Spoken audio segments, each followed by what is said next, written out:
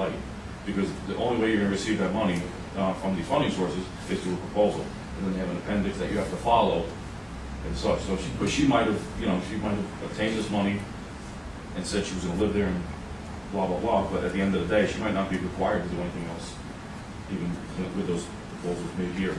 So that's the other thing. That might be the property, the house, and such, and 73 acres to go with it. But I just find it hard to believe that the state and the county is looking for a policeman to sit on the land just to sit there and live. No, I understand. At their expense.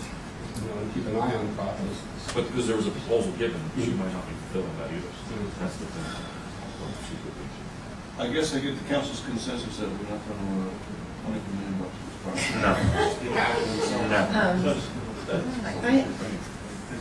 I spoke to some members of the State County Open Space Committee. My understanding is that they did apply for additional funding, but that was not recently. More recently, they sought to sell the property.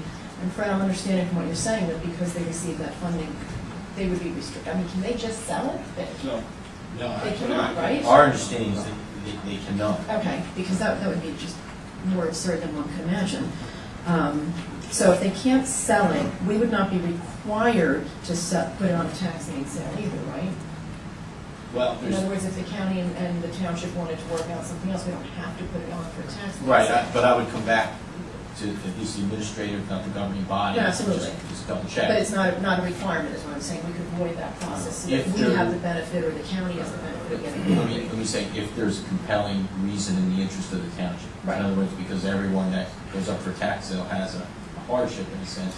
But in this case, there's the prospect that the township may become, land of West Milford or another public entity, right. And that would be a basis to hold off on a tax sale. Right. And I agree with Joe that initially their proposal, which is how they got the funding, was because they were supposed to have all sorts of programs for the youth. I think possibly not even just West Milford youth, but either way for youth. And obviously none of that came to fruition. So might I also suggest that somebody report them to the IRS and have their tax exemption status yanked? Because if they're a 501c3 and they're not performing any nonprofit goals, then they're not entitled to that status, so that they don't get funds under that name again. Well, is that what happened? That's why they lost their status. That's why they have to pay the property tax on it.